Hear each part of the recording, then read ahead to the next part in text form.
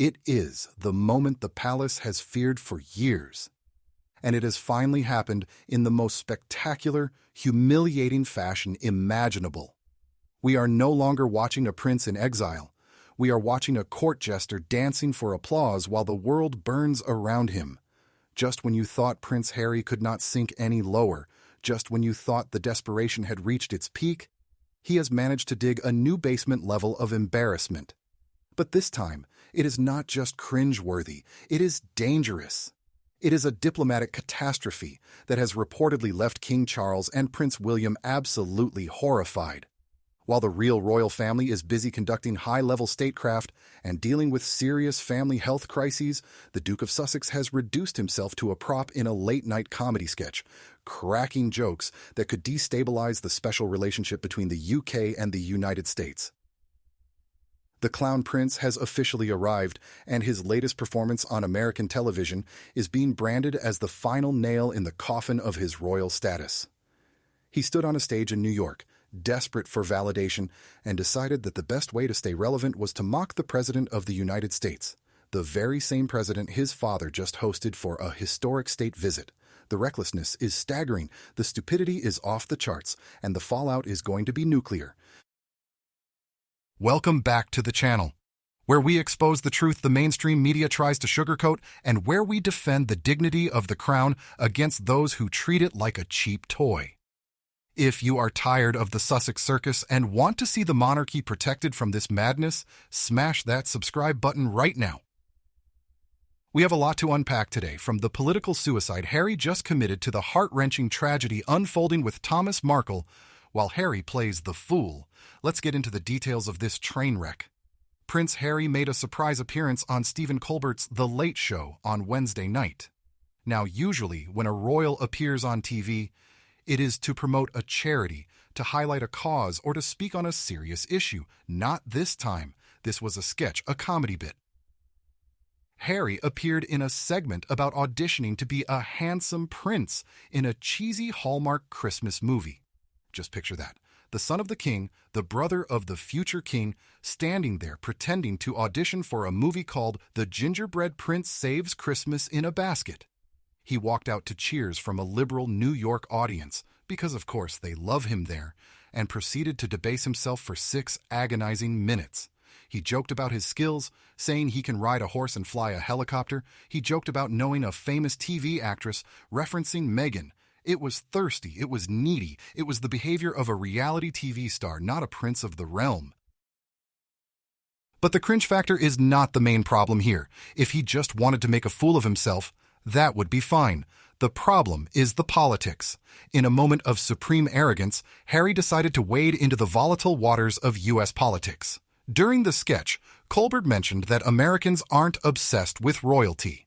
Harry then quipped, "Really? I heard you elected a king." This was a direct, pointed dig at Donald Trump. It was a reference to the No Kings protests that took place in October, organized by left-wing groups opposing the president. By making this joke, Harry explicitly aligned himself with the anti-Trump resistance. The audience, realizing what he was doing, erupted into pantomime boos. They booed the President of the United States at the prompting of a British prince. Let that sink in. A member of the British royal family, who is still 5th in line to the throne, went on American television and mocked the head of state. This is a violation of the most sacred rule of royalty, neutrality. The royals do not meddle in politics. They certainly do not meddle in the politics of their most important ally. Veteran journalist and royal expert Phil Dampier has come out swinging, stating that King Charles, Prince William, and the courtiers will be absolutely horrified by this performance, and they should be.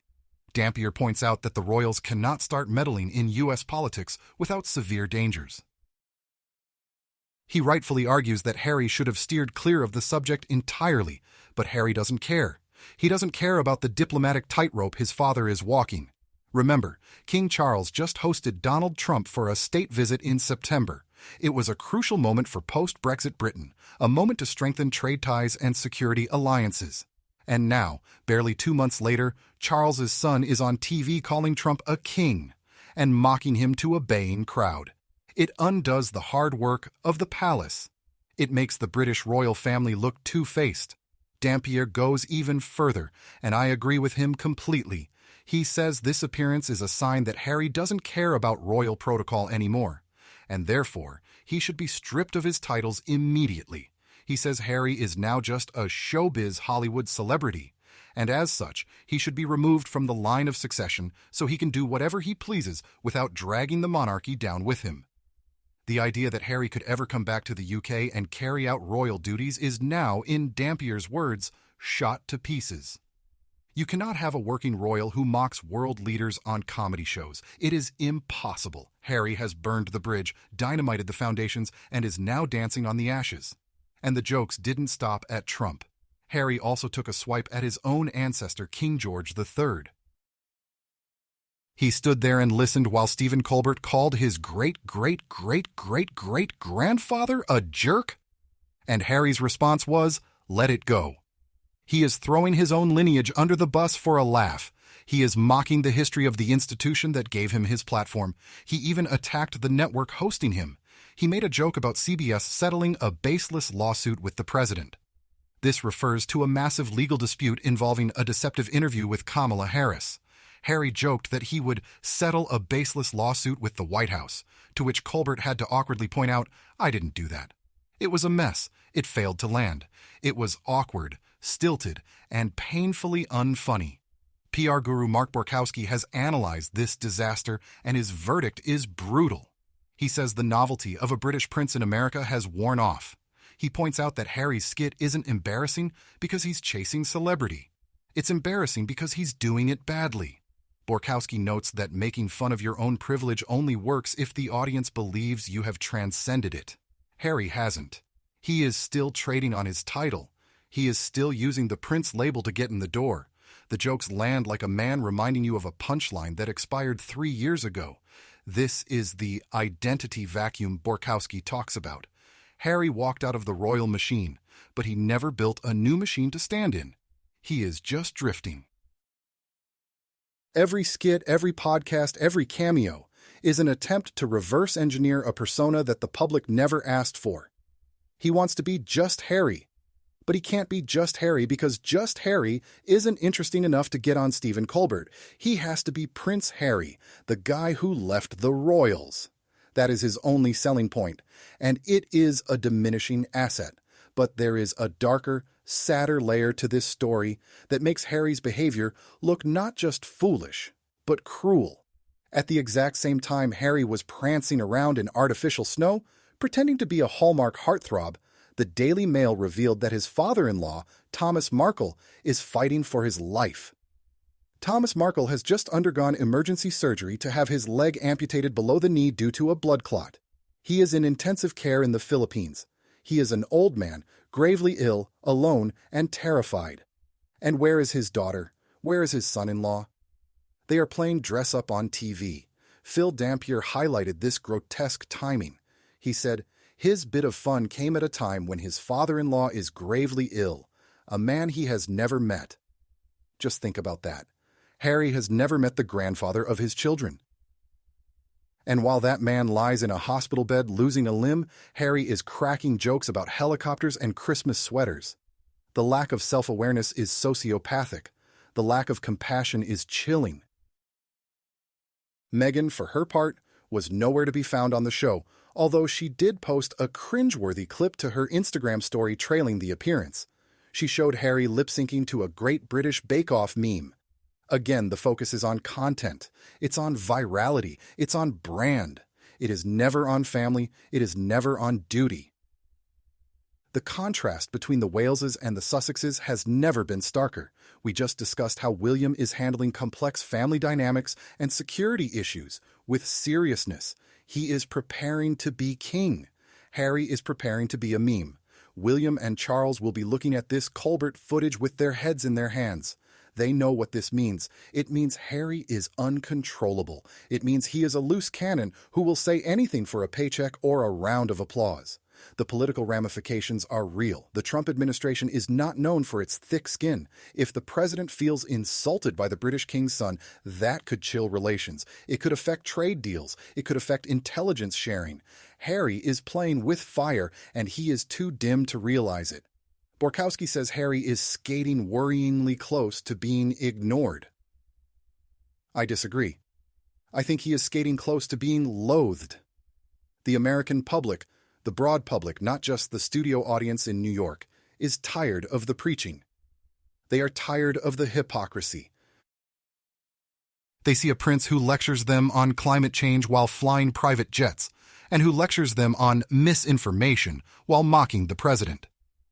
This clown prince routine is the last gasp of a dying brand. When you have to resort to self-parody to get attention, you are finished. A royal creates awe. A celebrity creates interest. A reality star creates drama. Harry has slid all the way down the ladder to court jester. And let's be honest about the acting. The reviews are in, and they are savage. Viewers admitted to cringing. The jokes were deadpan, but not in a funny way, in a "someone please stop this" way. He acted desperately. He begged for the role. "I'll do anything," he pleaded in the sketch. "I'll record a self-tape. I'll fly myself to an audition." Freudian slip much? That is exactly what he is doing in real life. He is begging Hollywood to accept him. He is flying himself to auditions. He is desperate to be cast in something, anything, that isn't just complaining about his family. But the tragedy is he has no talent for it. The skit ended with artificial snow falling and Harry joking about being a handsome prince. It was meant to be magical. Instead, it was hollow. It was a fake prince in a fake snowstorm, living a fake life. Meanwhile, back in the UK, the real work goes on. The King is dealing with state papers. The Prince of Wales is launching initiatives to help the homeless. They are dealing with reality. Harry is living in a fantasy world where he thinks mocking Donald Trump makes him a hero. It doesn't. It makes him a liability. The calls for stripping the titles are going to get louder after this. Phil Dampier is right. If Harry wants to be a political satirist, fine. Be Mr. Henry Mountbatten Windsor, political commentator. But you cannot be Prince Harry, Duke of Sussex, and do this. You cannot have it both ways. You cannot use the title that the British people gave you to insult the leader of the British people's closest ally. It is an abuse of the title. It is an abuse of the platform. And frankly, it is a betrayal of his country. I suspect the phone lines between Buckingham Palace and the U.S. Embassy are burning hot today. Diplomats are likely scrambling to smooth things over to assure the White House that Harry speaks for no one but himself. Once again, the royal family has to clean up the mess left by the toddler in Montecito. So, the question remains, how much longer can this go on? How many more skits? How many more insults? How many more embarrassments must the king endure before he cuts the cord completely? Harry has proven he has no judgment. He has proven he has no loyalty. And with Thomas Markle suffering alone while Harry plays the fool, he has proven he has no heart. I want to know what you think. Do you agree with the experts that Charles and William will be horrified? Do you think Harry's jokes about Trump were dangerous?